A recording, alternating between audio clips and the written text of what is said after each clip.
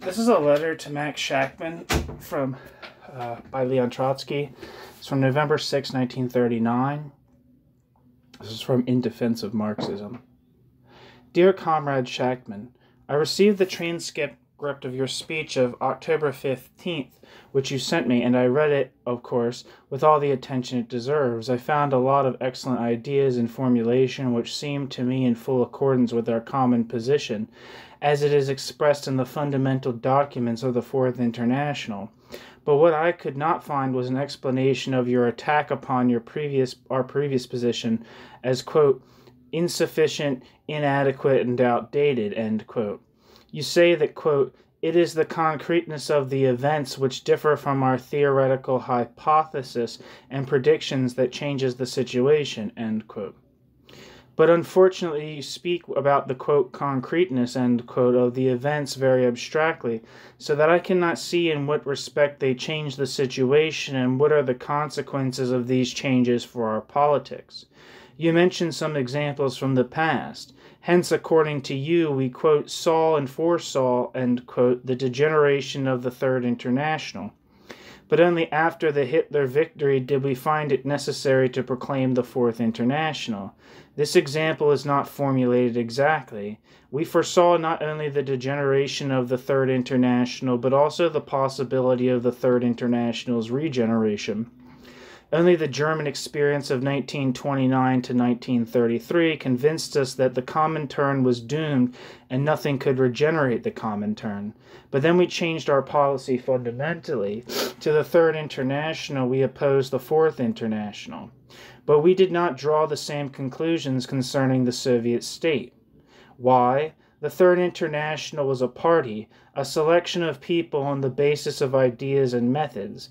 This selection became so fundamentally opposed to Marxism that we were obliged to abandon all hope of regenerating it. But the Soviet state is not only an ideological selection. The Soviet state is a complex of social institutions which continues to persist in spite of the fact that the ideas of the bureaucracy are now almost the opposite of the ideas of the October Revolution. This is why we did not renounce the possibility of regenerating the Soviet state by political revolution.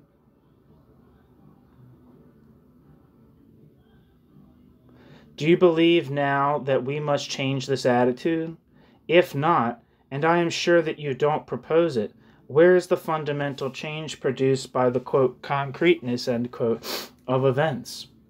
In this connection, you quote the slogan of the independent Soviet Ukraine, which, as I see with satisfaction, you accept, but you add, quote, as I understand, our basic position is always... Quote, as I understand our basic position, it always was to oppose separatist tendencies in the Federated Soviet Republic, end quote. In respect to this, you see a fundamental, quote, change in policy, end quote. But, 1. The slogan of an independent Soviet Ukraine was proposed before the Hitler-Stalin Pact. 2. This slogan is only an application on the field of the national question of our general slogan for the revolutionary overthrow of the bureaucracy.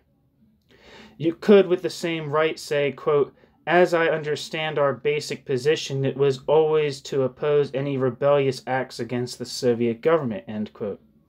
Of course, but we changed this basic position several years ago.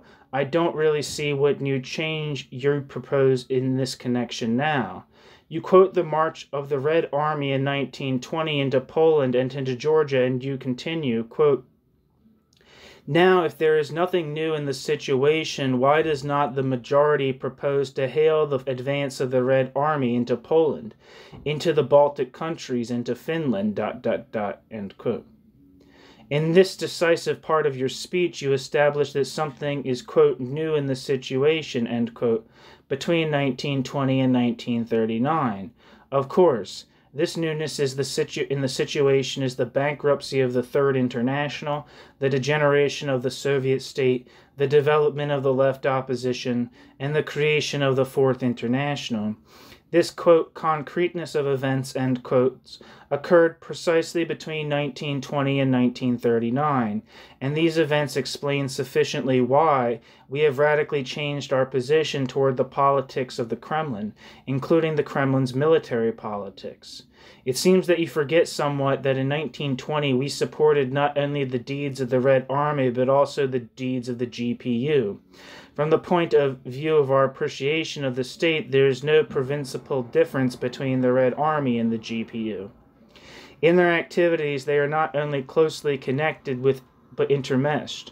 We can say that in 1918 and the following years, we hailed the Cheka in their fight against Russian counter-revolutionaries and imperialist spies.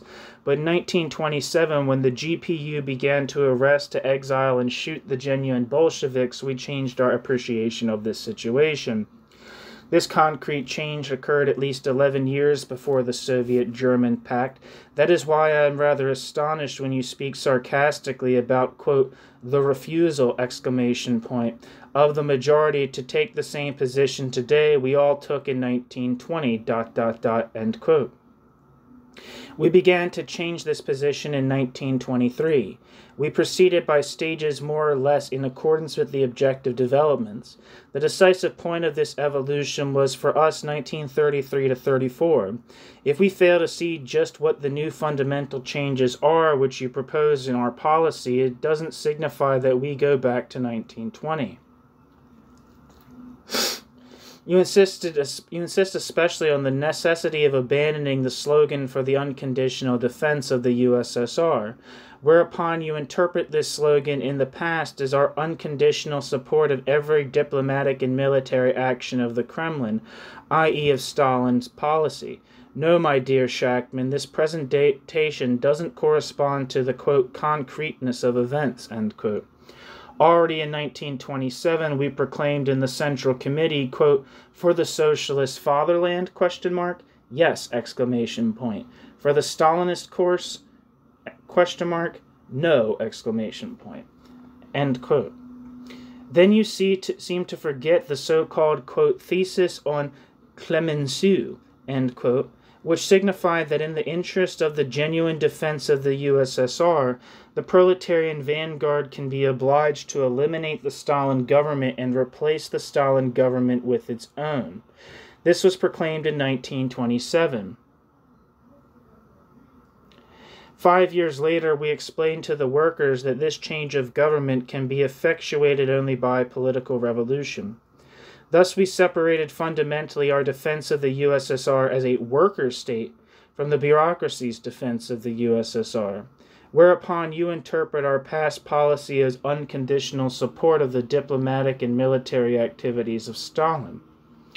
Permit me to say that this is a horrible deformation of our whole position, not only since the creation of the Fourth International, but since the very beginning of the left opposition.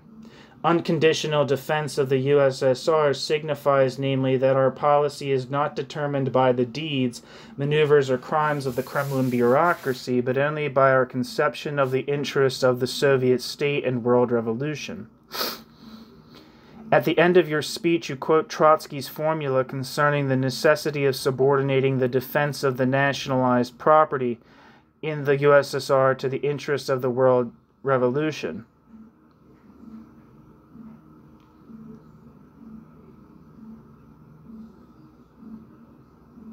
And you continue, quote, now, my understanding of our position in the past was that we vehemently deny any possible conflict between the two, ... I never understood our position in the past to mean that we subordinate the one to the other. If I understand English, the term implies either that there is a conflict between the two or the possibility of such a conflict, end quote. And from this you draw the impossibility of maintaining the slogan of unconditional defense of the Soviet Union. This argument is based upon at least two misunderstandings. How and why could the interest of maintaining the nationalized property be in, quote, conflict, end quote, with the interests of the world revolution? Tacitly you infer the Kremlin's, not our policy of defense, can come into conflict with the interests of the world revolution. Of course, at every step, in every respect, how our policy of defense is not conditioned by the Kremlin's policy. This is the first misunderstanding. But you ask, if there is not a conflict, why the necessity of subordination? Here is the second misunderstanding. We must subordinate the defense of the USSR to the world revolution insofar as we subordinate a part to a whole. In 1918, in the polemics with Bukhari, who insisted upon a revolutionary war against Germany, Lenin answered approximately, quote, "If there should be a revolution in Germany now, then it would be our duty to go to war even at the risk of losing. Germany's revolution is more important than ours, and we should, if necessary, sacrifice the Soviet power in Russia for a while in order to help establish it in Germany." End quote. A strike in Chicago at this time could be unreasonable in and of itself, but it is a matter of helping a general strike on the national scale. The Chicago workers should subordinate their interests to the interests of their class and call a strike. If the USSR is involved in the war on the side of Germany, the German Revolution could certainly menace the immediate interests of the defense of the USSR. Would we advise the German workers not to act? ? The Comintern would surely give them such advice, but not we. We will say, quote, "We must subordinate the interests of the defense of the Soviet Union to the interests of the world revolution." End quote. Some of your arguments are, it seems to me, answered in Trotsky's last article, again and once more again on the nature of the USSR, which was written before I received the transcript of your speech. You have hundreds and hundreds of new members who have not passed through our common experience. I am fearful that your presentation can lead these new members into the error of believing that we were unconditionally for the support of the Kremlin, at least on the international field, that we didn't foresee such a possibility as the Hitler-Stalin collaboration, that we were taken unawares by the events, and that we must fundamentally change our position. That is not true, and independently from all the other questions that were discussed or only touched upon in your speech, leadership, conservatism, party regime, and so on, we must, in my opinion, again check our position on the Russian question with all the necessary carefulness in the interest of the American section, as well as of the Fourth International as a whole. The real danger now is not the, quote, unconditional, end quote, defense of that which is worthy of defense, but direct or indirect help to the political current which tries to identify the USSR with the fascist states for the benefit of the democracies, or to the related current which tries to put all tendencies in the same pot in order to compromise Bolshevism or Marxism with Stalinism. We are the only party which really foresaw the events, not in their empirical concreteness, of course, but in their general tendency. Our strength consists in the fact that we do not need to change our orientation as the war begins, and I find it very false that some of our comrades, moved by the factional fight for a, quote, good regime, end quote, which they, so far as I know, have never defined, persist in shouting, quote, "We were taken unawares. Our orientation turned out to be false. We must improvise a new line," and so on, end quote. This seems to me completely incorrect and dangerous. With warmest comradely greetings, LUND, bracket, Leon Trotsky, end bracket. CC to J.P. Cannon. P.S. The formulations in this letter are far from perfect, since it is not an elaborated article, but only a letter dictated by me in English and corrected by my collaborator during the dictation.